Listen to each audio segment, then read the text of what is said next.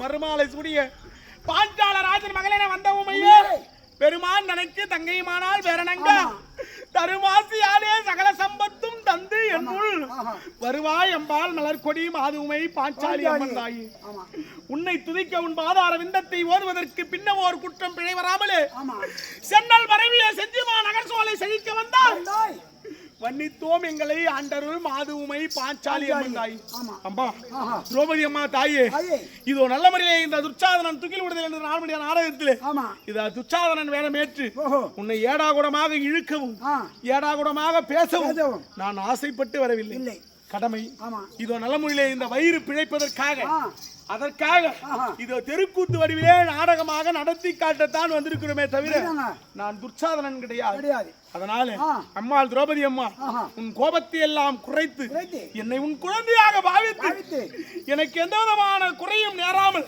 இதோ நிலைமையிலே எனக்கும் என்னை சார்ந்தவர்களுக்கும் இதோ நிலைமையிலே இருக்கும்படியான அனைவருக்கும் எந்த விதமான குறையும் நேராமல் நீ கோபம் கொள்ளாமல் உன் குழந்தையான தவறு செய்தால் எப்படி பொறுத்து கொள்வாயோ அவ்வண்ணமாகவே நீ பொறுத்து ஆட்கொள்ள வேண்டும் நான் ஏடாகுடமாக பேசுகிறேன் என்று என் மீது கோபத்தை காண்பிக்காமல் குழந்தை தாயை பேசினால் எப்படி புன்முறுவலோடு சிரித்து ஏற்றுக்கொள்கிறாரோ அவண்ணமாகவே நீ எங்களை ஏற்றுக்கொள்ள வேண்டும் அப்படி என்று அம்பாள் ஏகஜேனி திரௌபதா தேவி உன்னை மன்றாடி கேட்டுக்கொள்கிறேன் ஏனென்றால் அம்மாவுடைய உருவம் தான் சிறுசு மூர்த்தி சிறுசு அந்த அம்மாவுடைய உயரம் இதுதான் ஆனால் அவருடைய கீர்த்தி பெருசு அம்பாள் திரௌபதி அம்மாள் குழந்தை அவர்கள் குழந்தையாக யாகத்திலே அவதரித்த வடிவத்தில் தான் எல்லா கிராமத்திலேயும் அந்த திரௌபதி அம்மனுடைய ஆலயத்திலே அவதரித்திருப்பார் ஆனால் அந்த அம்மா குழந்தையாக இருந்தாலும் கோபத்திலே காளிகா தேவியை விட கோபத்திலே பெரியவர் திரௌபதி அம்மன் அந்த அம்மாவுக்கு கோபம் வந்ததுன்னா நம்மளால் தாங்க முடியாது இதோ நல்ல முறையிலே இந்த துர்சாதனன் துகில் விடுதல் அம்மன் வஸ்திராபரணம் என்று சொல்லும்படியான நாடகத்தை எழுதியவர் இதோ விழுப்புரம் மாவட்டம் மரக்காணம் வட்டம் ராயநல்லூர் நன்னகரத்தை சேர்ந்த ராமச்சந்திர கவிராயர் என்று சொல்லும்படியான ஆசிரியர் இந்த நாடகத்தை எழுதுகிறார் எழுதும் போது நான் முன்பு சொன்ன மாதிரி அம்மனை வாடி என்றும் போடி என்றும் லோபி என்றும் ஏடாகுடமாக வார்த்தைகளை பயன்படுத்தி அம்மனை இவ்வாறு எழுதியிருக்கலாம் அம்மனானவள் கோபம் பிரவேசித்து அந்த ராமச்சந்திர கவிராயருக்கு ஒரு நாள் ஒன்றுக்கு நாவிலே ஒரு வச்சிரகண்ட புழுவானது ஏற்படுமாறு செய்தாராம் அம்மாள் ஒரு நாளைக்கு ஒரு வச்சிரகண்ட புழு மண்புழு இருக்கு அதை விட பெரியது நாக்கிலே ஒவ்வொரு நாளும் ஒரு புழுவானது உருவாகி கொண்டே இருக்கிறதா வலியானது தாங்க முடியாமல் அம்மா அந்த அம்மன் ஆலயத்திலே சென்று அம்மா திரௌபதா தேவியே நான் என்ன தவறு செய்தாலும் நீ மன்னித்து என்னை ஆட்கொள்ள வேண்டும் எனக்கு ஏனம்மா இவ்வளவு பெரிய தண்டனை நான் உன்னை குழந்தை அல்லவா நீதான் என்னை பொறுத்து ஆட்கொள்ள வேண்டும் எனக்கு இப்படிப்பட்ட கொடுமையை நீ கொடுப்பதை விட என் உயிரையே எடுத்து விடலாமே அப்படி என்ற அந்த அம்மா திரௌபதி அம்மன் இடத்திலே மன்றாடி கேட்டு வந்தார் அதன் பிறகு அன்று இரவே அந்த அம்பாள் ஏகஜேனி திரௌபதா தேவி அவருடைய கனவிலே தோன்றி ராமச்சந்திர கவிராயா என்னை இவ்வாறு இழிவுபடுத்தி நீ எழுதியதனால்தான் உனக்கு இந்த தண்டனை இதோ நல்ல முறையிலே அம்மன் வில்வளைத்தல் திரௌபதி திருக்கல்யாணம் என்று சொல்லும்படியான நாடகத்தை நீ எழுது வில்வளைத்தார்களே அந்த நாடகத்தை நீ அம்மன் திருக்கல்யாணம் நாடகத்தை எழுது அதன் பிறகு உனக்கு இந்த வச்சிரகண்ட புழுவானது தோன்றுவது மறையும் அப்படின்னார்களாம் அந்த நொடியே எழுந்து அந்த இரவிலேயே எழுதி முடித்தாரா அம்மன் திருக்கல்யாணம் என்று சொல்லும்படியான நாடகத்தை அம்மன் அருளார் அதன் பிறகு அந்த வச்சிரகண்ட புழுவானது தோன்றியது மறைந்தது அப்படிப்பட்ட புலவராக இருக்கும்படியான அந்த ஆசிரியர் ராமச்சந்திர கவிராயரை தண்டித்தாயே தாயே திரௌபதி அம்மா, அதுபோல எங்களை நீ தண்டிக்காமல் நாங்கள் செய்த தவறை உன் குழந்தை செய்த தவறு போல ஏற்றுக்கொள். வயிற்று பிழைப்புக்காக வந்திருக்கிறோம் தாயே. அம்மா திரௌபதி அம்மா, நீதான் கதி என்று உன்னை நாடி வந்திருக்கிறோம். எங்களுக்கு நீதான் அம்மா துணை. எந்த விதமான கோபமும் கொள்ளாமல் தாயே திரௌபதி அம்மா அருள் புரிய வேண்டும் என்று உன்னை மன்றாடி கேட்டுக்கொள்கிறோம். அம்பாள் ஏகஜேனி தெய்வம். தெய்வத்து அம்பாளுக்கு தெரியும் நம்மை தூசிப்பவர் யார், நம்மை ஏசுபவர் யார், நம்மை துதிப்பவர் யார் என்று அம்பாள் அருளால் அறிந்து கொள்வார்.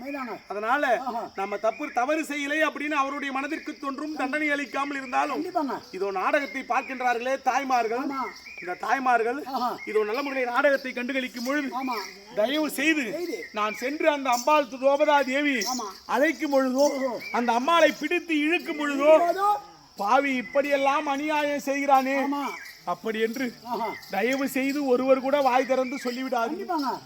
உங்கள் பாதத்தை தொட்டு கைகூப்பி கேட்டுக்கொள்கிறேன். யாராவது ஒருவர் வாய் இல்லாட்டாலும் ஒருவர் வாய் பழித்து விடும். நீங்க இருக்கிறவங்க யாராவது இந்த பாவி இப்படி எல்லாம் பண்றானே, நாங்கள் நடிக்கத்தான் வந்திருக்கிறோம். அந்த அம்மாவை கொடுமை செய்ய வரவில்லை. நாடகமாக நடித்து இப்படி எல்லாம் நடந்தது அப்படின்னு உங்களுக்கு காண்பிக்கத்தான் வந்திருக்கமே தவிர, அதனால நீங்கள் என்னை உங்கள் பிள்ளையாகவும் இதோ நல்ல முறையிலே தமையனாகவும் உங்கள் குழந்தையாகவும் பாதித்து இதோ எனக்கும் நல்ல முறையிலே அருளானது கிடைக்க வேண்டும், உங்களுக்கும் அருளானது கிடைக்க வேண்டும். ஏன்னா இந்த துர்ச்சாதனன் துயிலுரித நாடகம் இப்ப நாங்க முதல்ல சித்திரை மாதம் முதல்ல மரக்காணம் 22 நாள் நடத்தணும். அது முடிச்சிட்டு பாதிரி வந்தோம்.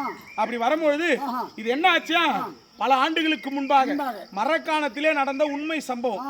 பாதிரி நடத்தணுமே அந்த கிராமத்தை சேர்ந்தவர்கள் 2 எங்களை போன்ற நாடக கலைஞர்கள், அண்ணன் தம்பி வாசு வரதன் என்பவர், அதில் நல்ல முறையிலே வாசு என்பவர் இதோ துச்சாதனன் வேடமேற்று மரக்காணம் மகாபாரத விழாவிலே இதே துயிலுரிதல் நாடகம் துர்ச்சாதனன் வேடமேற்று நடித்துக் கொண்டிருக்கிறார்.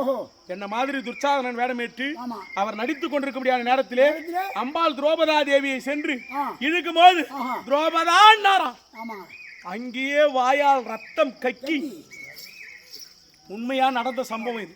அந்த துர்ச்சாதனன் வேடத்தோடு வாயினால் ரத்தம் கக்கி அங்கே சரிந்து சாய்ந்து அவர் உயிர் அந்த இடத்திலே போச்சான். அப்ப அந்த அம்மாவுக்கு எவ்வளவு கோபம் இருக்கு. அப்படிப்பட்ட கோபக்காரி திரௌபதி அம்மா.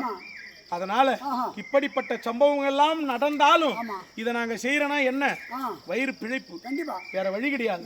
அதனால இதை ஏற்று நடித்துதான் ஆக வேண்டும் என்ற ஆசை கிடையாது, காலத்தின் கட்டாயம். அதனால நடிக்கிறோம். தயவு செய்து உங்கள் குழந்தையாக ஏற்று எங்களுக்கு எந்த விதமான குறையும் ஏற்படக்கூடாது.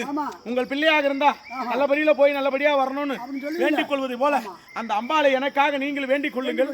இதோ நல்ல முறையில நான் சென்று அந்த அம்பாள் திரௌபதா தேவி அழைக்கும் பொழுது அனைவரும் தயவு செய்து கோவிந்தா கோபாலா என்று சொல்லுங்கள். கோவிந்தான்னா குறை தீரும், என் குறையும் தீரும். கோவிந்தான்னு சொல்ற உங்க குறையும் தீரும். ஏன்னா நீங்க பாவி லோபின்னு அந்த பாவி பாதி எப்படி பண்றான் அப்படின்னு எதர்ச்சியாக கூட ஒரு வார்த்தை வந்துவிடக் கூடாது என்பதற்காக நீங்க ஐயோன்னா எனக்கு ஏதாவது ஆயிடும். தயவு செய்து அவ்வாறு நினைக்காதீங்க. உங்க காலை தொட்டு கேட்டுக்கிறேன், என்னையும் உங்க பிள்ளையா நினைச்சு நீங்கள் அருள் புரிய வேண்டும். அந்த அம்பாள் திரௌபதா தேவியின் அருளோடு உங்களை நம்பி வந்திருக்கிறோம். உங்களுடைய அருளும் இருக்க வேண்டும் என்று உங்கள் பாதத்தை தொட்டு கேட்டுக்கொள்கிறேன். தயவு செய்து கோவிந்தா கோபாலா என்று சொல்லுங்கள்.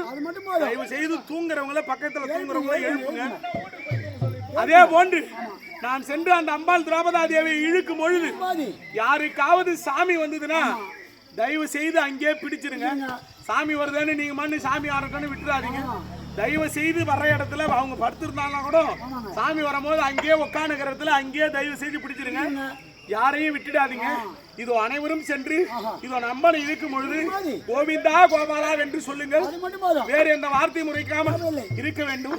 அந்த அம்பாளையும் இருக்கும்படியான உங்களை என் தாயாகவும் நினைத்து இந்த வேலையை நான் செய்கிறேன். நீங்களே எனக்கு துணை இருந்து அருள்புரி மாறும் உங்கள் பாதத்தை தொட்டு கேட்டுக்கொள்கிறேன். தாயே வணக்கம். ஏன்னா வருஷம் வருஷம் திருவிழா நடக்கிற கிராமமா இருந்ததுன்னா இந்த நாடகத்துல இந்த நேரத்துல தூங்க கூடாதுன்னு தெரியும்.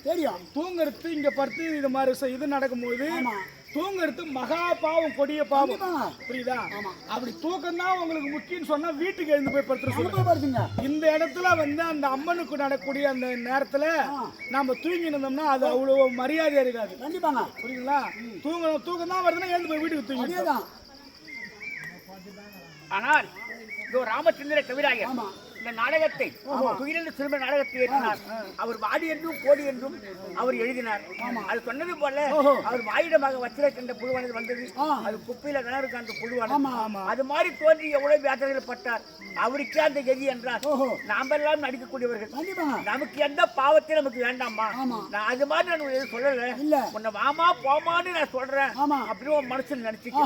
நல்ல எண்ணங்களோடு வாமா போமான்னு அந்த வயிற்று பொழுப்புக்காக பண்றோம். ஆமா. அதனால அந்த அம்மா நம்ம பேர்ல கோவப்பட மாட்டாங்க. அது கோவப்பட மாட்டாங்கன்றதுனால நாமளும் அதன மாதிரி அதிகமா பேசவும் அப்படின்னு ஒரு அடக்க உடக்கத்தோடு வாயடக்கத்தோடு மாமான்னு கொன்று நம்ம குறையெல்லாம் தீர்ந்து விடும். மக்கள் கோவிந்தா கோவிந்தா என்று சொன்னால் நம்ம உன் குறையும் தீரும். இழுக்கும்போது கோவிந்தா உங்க குறையும் நல்லா உட்காரு.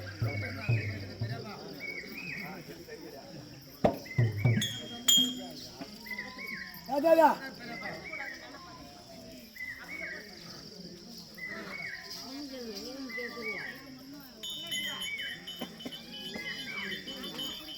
இருமா பேசாதமா.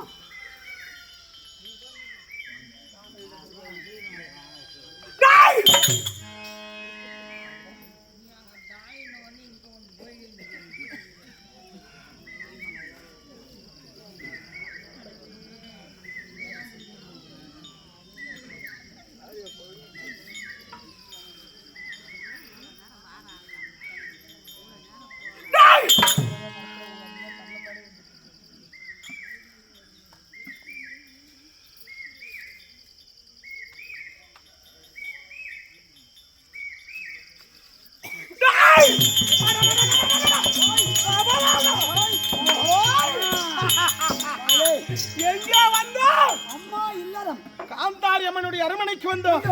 உள்ளே இருப்பது யார்? அந்த திரௌபதா தேவி. அண்ணனுடைய ஆணை.